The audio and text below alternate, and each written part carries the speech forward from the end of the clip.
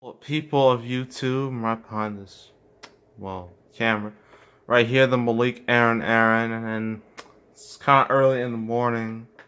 So, besides, I had nothing better to do before I do my reviews today. So I just wanted to show you at least like one half of how these game reviews work and where I play them on specifically. Because last time I only showed you the games, now I'm going to show you the systems. So right here, it's my Nintendo Switch on its dock. I already did an unboxing video, go watch that. Haven't played with it much, mainly because there's only like one game. So, yeah, plus there's a lot of other games I have to get through, which makes it a bit difficult. But once I get more Switch games, I'll be using it a lot more often. Right down here is my PlayStation 2. See, it's currently up to the TV. I have a controller and everything all plugged up, memory cards and whatnot. That's good. Last, certainly not least, my GameCube. The controller's like right there. All the memory cards and whatnot. So it's just sitting there.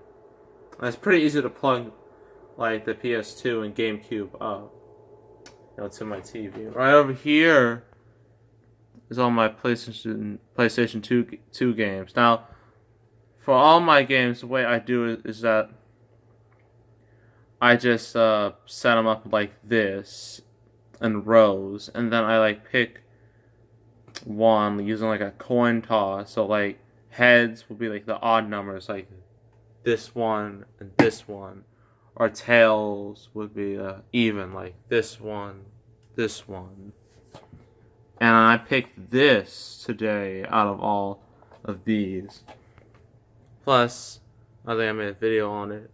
I recently got Sonic Heroes in State of Emergency in my collection. Sonic Heroes, from what I've played, it's not a bad game, but yeah, I heard like a lot of stuff about the dialogue, how childish it is, bad voice acting, yeah. All that's true and more.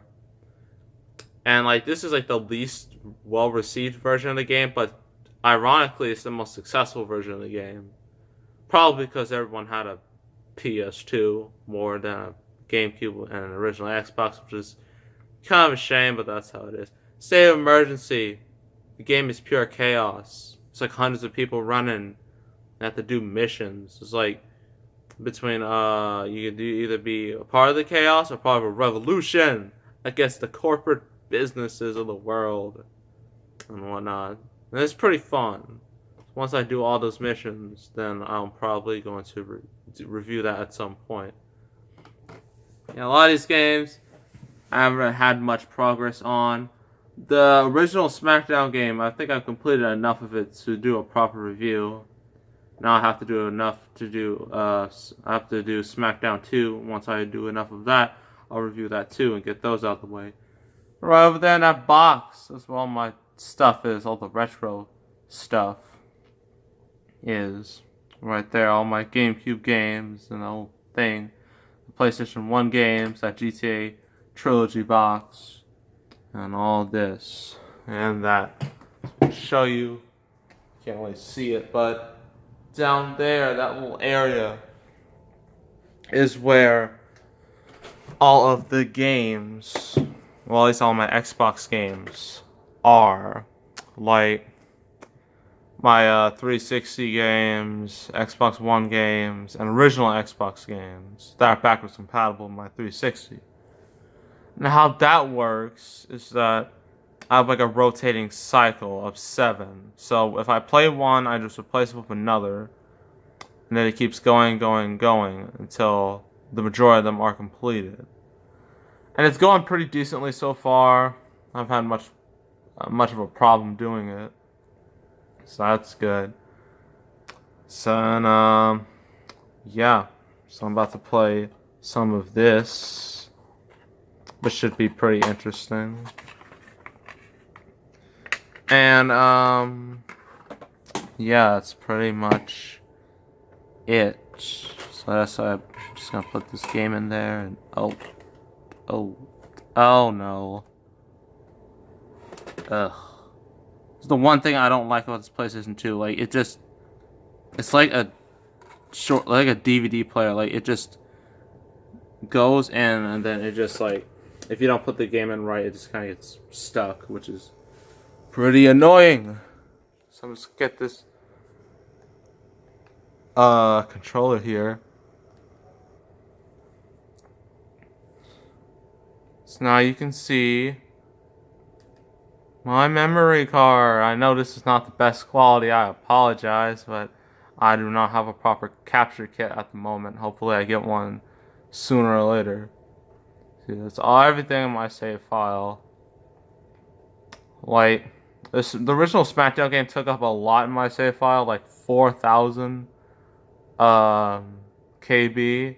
So I got rid of that because I was kind of done with that game. Now I can put more games on this thing, which is pretty nice. You see all this. Now this, and I never explained about this little Sonic Heroes.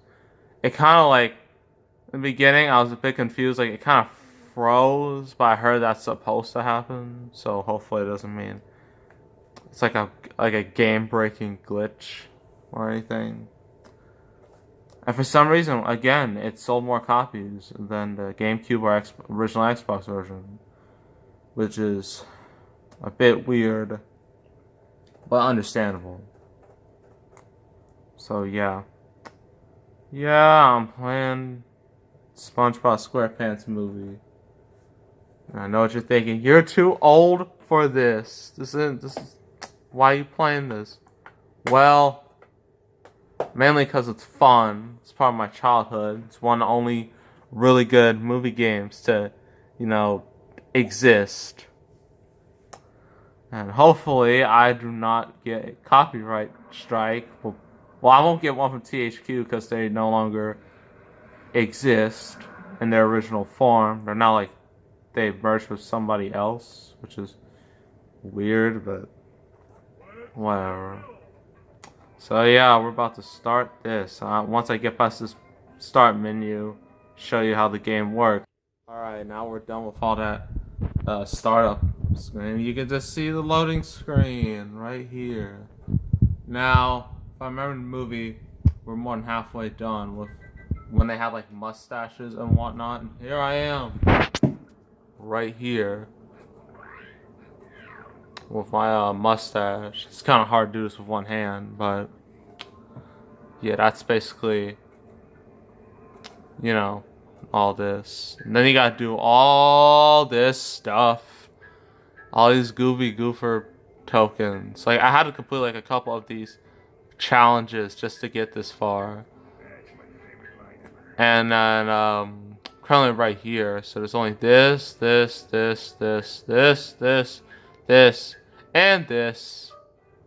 that's it. So that's a quick little look at what I'm doing right now, the SpongeBob SquarePants movie game. So make sure to subscribe, like this video, leave a comment, and once I'm eventually done with this game, I will do a review as fast as I can. And we are out of here.